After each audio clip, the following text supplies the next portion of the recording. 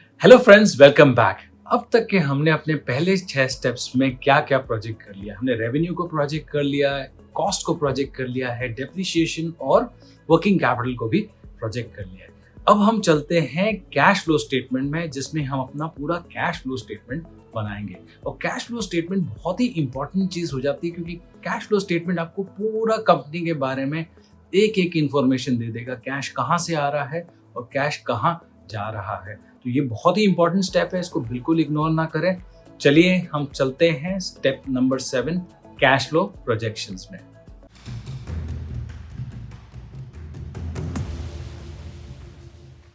Hello friends, welcome back to this financial modelling step by step 9 part series में।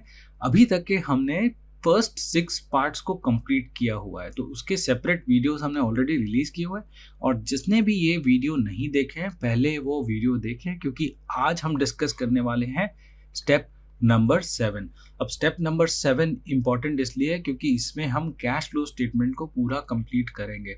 तो ये बहुत ही ध्यान से देखें, क्योंकि ये एरिया ऐसा है जिसमें स्टूडेंट्स यूजुअली कुछ ना कुछ मिस्टेक करते ही रहते हैं।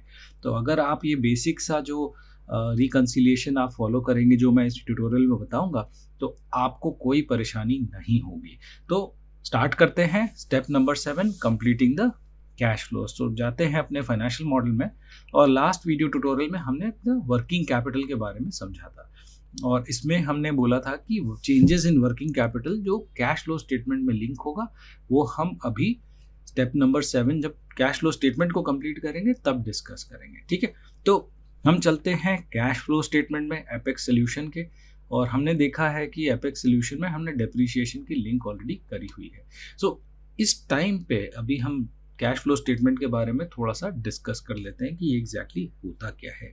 अब ये इनकम स्टेटमेंट से डिफरेंट होता है, क्योंकि इनकम स्टेटमेंट आपको बताता है कि इनकम कितनी आई है, बट वो ये नहीं बताता कि कैश कितना आया है सिस्टम में। कैश फ्लो बेसिकली हमें ये बताता है कि हर साल आपको कितना नेट कैश आपके कंपनी में आया है। तो कई बार ऐसा होता है कि अगर आप इनकम स्टेटमेंट देखें तो काफ़ी सारी चीज़ें ऐसी रहती हैं इसमें, एक्सपेंसेस में या फिर रेवेन्यू में, जो आपको ज़रूरी नहीं है कि वो कैश में मिली हो। तो जैसे हम बात कर रहे थे अकाउंट रिसीवेबल्स की, आपको याद होगा अकाउंट रिसीवेबल्स है ना।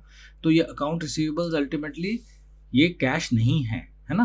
तो इसमें से कुछ पोर्शन सेल्स की तरह चले जाता है सिस्टम में और कंपनी में रिकॉर्ड हो जाता है। अब वो रिकॉर्ड हो गया, कैश नहीं है, तो ऑब्वियस सी बात है कि वो इनकम स्टेटमेंट जो प्रॉफिट एंड लॉस स्टेटमेंट है वो कैश नहीं देगा हमें। अगर सिमिलरली आप सोचें तो ये डेप्रीशिएशन जो है, ये डेप्रीशिएशन जो होता है वो नॉन कैश आइटम होता है। अब नॉन कैश आइटम है तो ऑब्वियस सी बात है कि ये प्रॉफिट एंड लॉस जो है, नेट इनकम जो है, हमें ये कैश नहीं बता रहा है। तो कैश के लिए हमें कैश फ्लो स्टेटमेंट ही देखना होता है। अब कैश फ्लो स्टेटमेंट अगर आप देखेंगे तो ये 3 पार्ट में प्राइमरली डिवाइड होता है। पहला तो ये कि cash flow from operations, cash flow from investing second होता है, और तीसरा जो है वो फाइनेंसिंग एक्टिविटी होता है। आपको मोटा मोटा ये समझना है कि कैश फ्लो फ्रॉम ऑपरेशंस का मतलब ऑपरेशंस से जो कैश फ्लो आया है, प्राइमरी बिजनेस से जो आपको कैश मिलता है उसको हम बोलते हैं कैश फ्लो फ्रॉम ऑपरेशंस। ठीक है, कैश फ्लो फ्रॉम इन्वेस्टिंग क्या होता है कि आप जब चीज़ें खरीदते हैं, जैसे कि प्रॉपर्टी प्लांट एंड इक्विपमेंट आप खरीद रहे हैं, तो आप इन्वेस्ट कर रहे हैं अपने बिजनेस में, जिसका आपको फ़ायदा आगे के काफ़ी सालों तक मिलता रहेगा। तो उसको हम बोलते हैं, जो भी कैश फ्लो होगा उससे रिलेटेड वो होगा cash flow from investment. Similarly financing क्या होती है, कंपनी को चलाने के लिए आपको 2 तरीके से पैसा आप जुगाड़ सकते हैं। पहला तो ये कि आप अपना खुद का पैसा लगा लें, उसके लिए बोलते हैं हम इक्विटी। और दूसरा होता है जो आप लोन लेते हैं, बैंक से लेते हैं या फिर कहीं और से भी ले सकते हैं, तो उसको हम बोलते हैं डेट। तो फाइनेंसिंग का मतलब ये होता है आपकी कंपनी कैसे फाइनेंस हुई है, तो उससे रिलेटेड जो भी ट्रांजैक्शन होते हैं उसको हम cash flow from financing activities में डालते हैं। और नेट जो भी चेंज होता है साल में, वो हम फाइनली यहाँ पे कैलकुलेट करते हैं by adding cash flow from operations, cash flow from investments and cash flow from financing activities. तो इसी के साथ चलते हैं कैश फ्लो फ्रॉम ऑपरेशंस में, इसको समझने की कोशिश करते हैं कि कितना है ईयर 1 में।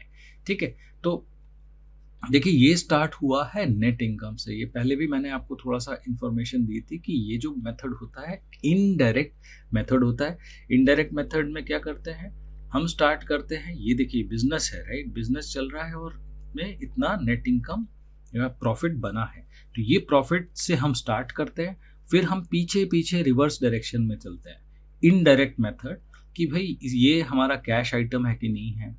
ऐसे करते करते करते करते जो भी नॉन कैश आइटम है वो हम बेसिकली यहाँ पे ऐड बैक करना चालू कर देते हैं कैश फ्लो स्टेटमेंट में। देखिए आप स्टार्ट करते हैं नेट इनकम से, फिर उसके बाद जो जो नॉन कैश आइटम है वो आप ऐड करते जाते हैं। ठीक है, तो इसलिए इसको बोला जाता है indirect method of cash flow from operations. तो चलिए हम इसको लिंक कर देते हैं पहले नेट इनकम को अपने इनकम स्टेटमेंट से ईयर 1 के। ठीक है, ये है 10967.9। ठीक है, तो ये रहा हमारा नेट इनकम, इसको हमने कर दिया लिंक।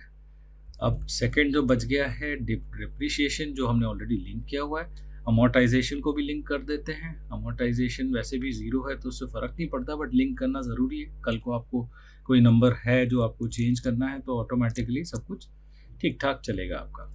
अब ये जो नेक्स्ट चीज़ है चेंजेस इन वर्किंग कैपिटल, अभी ये बहुत ज़्यादा इंपॉर्टेंट चीज़ है। लास्ट वीडियो में मैं यहाँ तक रुक गया था कि वर्किंग कैपिटल के जो चेंजेस और उसके इफेक्ट जो हैं कैश फ्लो स्टेटमेंट में, वो हम अभी डिस्कस करते हैं। अभी क्या होता है देखिए कि आप अगर बैलेंस शीट में जाएंगे तो बैलेंस शीट में देखिए अकाउंट रिसीवेबल्स आप देख रहे हैं यहाँ से एक्चुअल्स 3 जो हिस्टोरिकल पिछला साल है उससे ये बढ़ के अभी कितना हो गया है 2394.2। तो जब ये बढ़ जाता है तो उसका कैश फ्लो का क्या इम्पैक्ट होता है। अब जैसे इन्वेंट्री हो गई, इन्वेंट्री पहले 4000 थी, अब ये है कितनी 4354.7। तो क्या इसका कोई कैश इम्पैक्ट है?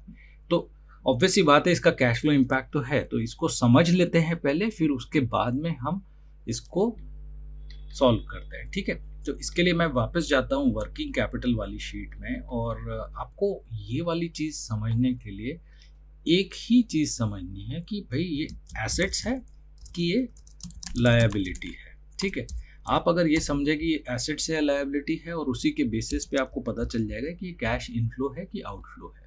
ठीक है, अब एक एग्जाम्पल लेते हैं पहले कि जैसे कि आप समझ लो पेन।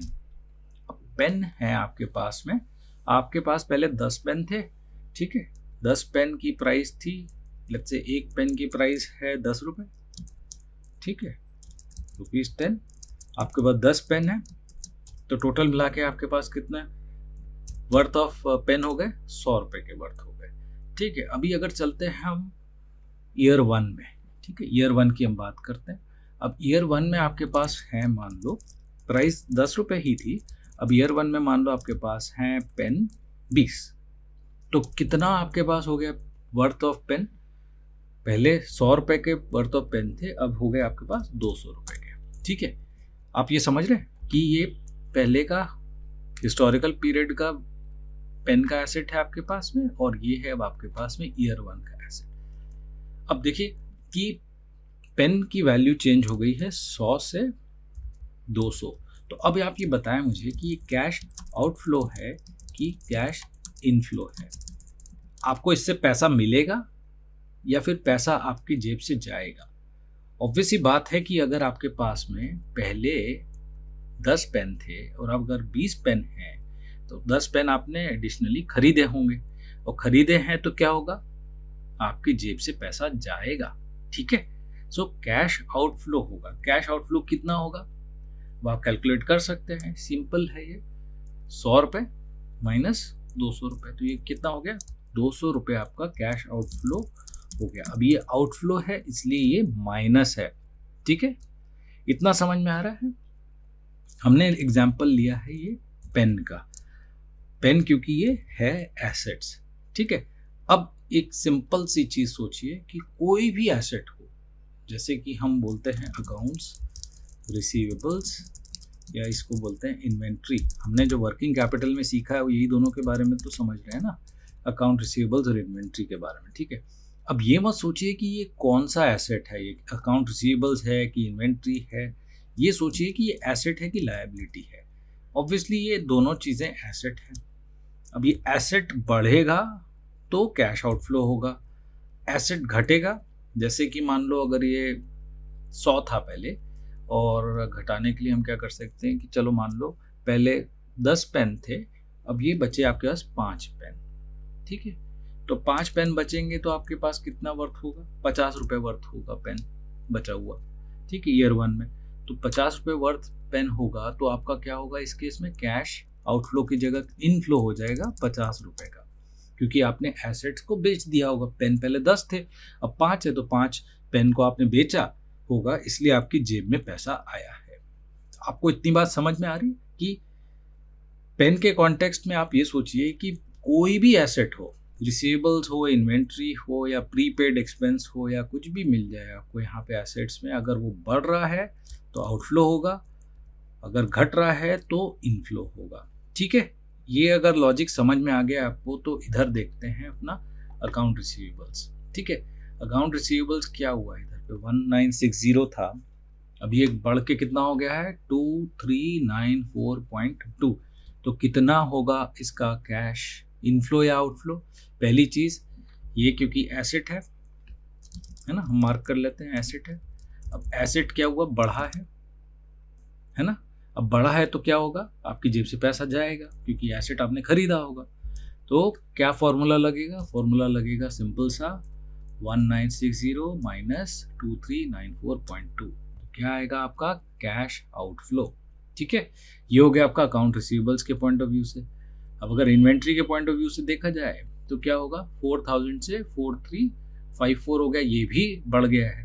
तो एसेट्स बढ़ा मतलब फिर से ये हो गया आपका कैश आउटफ्लो। तो जब कैश फ्लो स्टेटमेंट की जब हम बात करते हैं तो हमें यही सोचना पड़ता है कि कैश आउटफ्लो है या इनफ्लो है। जो भी नंबर है आउटफ्लो या इनफ्लो हमें वहां पे लिंक करना पड़ता है, ठीक है। तो ये बात तो हम एसेट्स की समझ में आ गई हमें।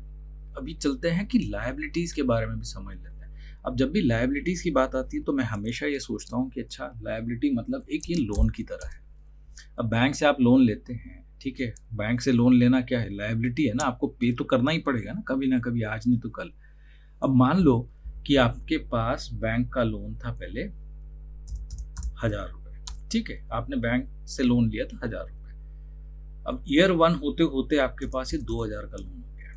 तो इसका मतलब क्या हुआ कि आपने बैंक से पिछले साल तक के तो 1000 था, अब ये नंबर 2000 दिख रहा है, मतलब कि आपने 1000 का एक्स्ट्रा लोन लिया होगा।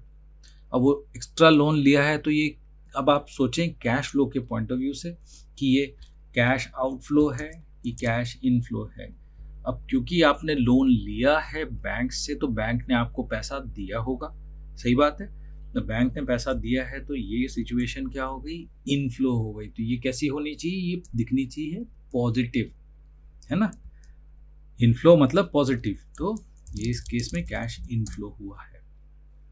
लोन की तरह सोचें, लोन बढ़ा है मतलब आपके पास पैसा आया है, लोन घट गया है तो क्या होगा, आउटफ्लो होगा। सिंपल सी बात है, अगर लोन घट गया, मान लो 1000 से ये सीधा 500 हो गया, तो इसका मतलब क्या होगा, आपने 500 का पेमेंट किया होगा ना, तभी तो होगा ये कैश आउटफ्लो, लोन का घटना।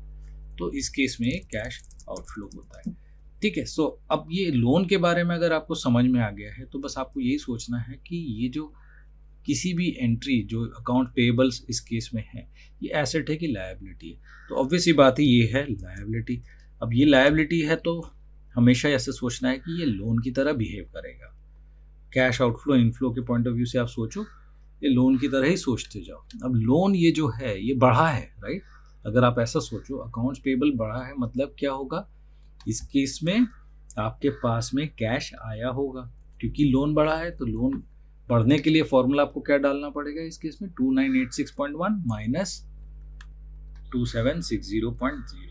तो आपके पास इतना कैश इनफ्लो हुआ है, ठीक है। तो ये बात आपको समझ में आ गई कि कैश इनफ्लो आउटफ्लो कैसे हम निकाल सकते हैं इस केस में वर्किंग कैपिटल के लिए, ठीक है। तो अगर ये क्लियर है तो हम चलते हैं अपने वापस एपेक्स सॉल्यूशन के कैश फ्लो स्टेटमेंट में, और इधर पे अब सारी लिंक्स कर देते हैं वर्किंग कैपिटल की, ठीक है। सो जाते हैं वापस। अब क्या लिंक होगी, यहाँ पे होगी ये घटना दिखना चाहिए, तो 1960 माइनस 2394.2, तो ये होगा कैश आउटफ्लो। देखिए, ठीक है, ये चेंजेस इन इन्वेंट्री फिर से वही सेम चीज़ होगी कि ये भी एसेट है 4000 माइनस 4354.7। और पेबल्स देख लेते हैं। अभी पेबल्स में क्या होगा, ये है 86.1 माइनस 2760.0। ठीक है, तो ये हो गए हमारे changes in receivables, changes in inventory और चेंजेस इन पेबल्स। और इसी को अगर फॉर्मूला को हम कॉपी पेस्ट कर लें बाकी सारे सालों के लिए, तो ये हमारा पूरा 5 साल का चेंजेस इन वर्किंग कैपिटल आ जाता है। तो इसी के साथ क्या हम cash flow from operations calculate कर सकते हैं? ये तो अब सुपर इजी है, ये कुछ नहीं है, बस सम टोटल है पूरी एंट्रीज का नेट इनकम से आगे नीचे तक के। ठीक है, ये आ जाता है हमारा 12474.8। ये ईयर 1 का हमारा कैश फ्लो फ्रॉम ऑपरेशंस है। इसी को कॉपी करना है और आपको करना है पेस्ट। तो ये हो गया आपका cash flow from operating activities from year 1 two year 5। ठीक है, अब चलते हैं इन्वेस्टिंग एक्टिविटीज। तो आपको इन्वेस्टिंग एक्टिविटीज के बारे में बताया था कि कहाँ हो रहा है, ये कैपिटल एक्सपेंडिचर में हो रहा है। अगर आप देखेंगे डेप्रिसिएशन एंड कैपेक्स शेड्यूल में चलते हैं तो कहाँ पे हमने अपने इन्वेस्टमेंट्स को मार्क किया हुआ है, ये देखिए कैपिटल एक्सपेंडिचर जो कंपनी में इन्वेस्ट कर रहे हैं पैसा, वो ये है 10,000, 11,500, 13,000, 13,500 और 15,000। तो बेसिकली ये जो अमाउंट है कंपनी अपनी जेब से पैसा पे कर रही है so that they can buy property plant and equipment. ठीक है, तो ये आउटफ्लो होता है। ठीक है, इधर पे पॉजिटिव दिख रहा है बट कैश फ्लो स्टेटमेंट में ये क्या होगा, क्योंकि ये आपकी जेब से जा रहा है तो ये आउटफ्लो है। तो इसलिए आप जब फॉर्मूला लिखेंगे तो इसको लिखेंगे equal to minus depreciation capex में जाएंगे और लिंक करेंगे 10,000 पे। ठीक है, तो ये हो गया हमारा पूरा का पूरा कैपिटल एक्सपेंडिचर। और रही बात अभी एडिशन टू इंटेंजिबल्स की, तो इंटेंजिबल्स अगर हम देखें तो हमने क्या किया है, इंटेंजिबल्स को ये पहले से ही हमने 0 लेके चले हैं। तो और अमोर्टाइजेशन की वैल्यू भी आपको याद होगी कि 0 लेके चले हैं हम लोग। तो इसका मतलब ये है कि ये तो 0 ही रहने वाला है आगे के लिए भी। तो इसमें कोई चेंज करने की ज़रूरत नहीं है आपको। आप बस सिंपली ये जो कैश फ्लो स्टेटमेंट है यहाँ पे आप ये लिंक कर दें कि दिस माइनस दिस। तो आपका 0 माइनस 0 हमेशा रहेगा, 0 ही आएगा आंसर। बट आपने लिंक किया हुआ है तो आगे जाके कोई प्रॉब्लम नहीं आएगी अगर आपने कल को ये चेंज भी किया इंटेंजिबल एसेट्स की वैल्यूज को। ठीक है, तो ये रही बात आपकी इन्वेस्टमेंट एक्टिविटीज। अभी cash flow from investment activities क्या होता है, इसका सम टोटल होगा। ठीक है, ये दोनों चीज का तो ये हमने कैलकुलेट कर लिया। इन्वेस्टिंग एक्टिविटीज का भी final sum total for 5 years. अब चलते हैं लास्ट फाइनेंसिंग एक्टिविटीज। अब फाइनेंसिंग एक्टिविटीज आपको ध्यान होगा कि फाइनेंसिंग एक्टिविटीज एक्चुअली हमने अभी तक के करी ही नहीं है, क्योंकि डेट जो है हम कैलकुलेट करने वाले हैं स्टेप नंबर 8 में। अभी तो हम स्टेप नंबर 7 में हैं। ठीक है, तो इस चीज को हम येलो में हाईलाइट कर देते हैं। जैसे ही हमारे पास इसका डेटा आ जाएगा तो हम इसको लिंक कर देंगे। लेकिन अगेन मैं ये बोलूँगा कि आप अभी भी फॉर्मूला पूरा लिंक करके रेडी रखें। कल जैसे ही हम लोग लिंक करेंगे वैसे ही ये ऑटोमेटिकली एडजस्ट हो जाएगा। ठीक है, तो ये सिंपल सा फॉर्मूला है। Payment repayment of term loan हम डिस्कस करेंगे ये क्या है एग्जैक्टली, बट आप ये फॉर्मूला को भी डाल दें।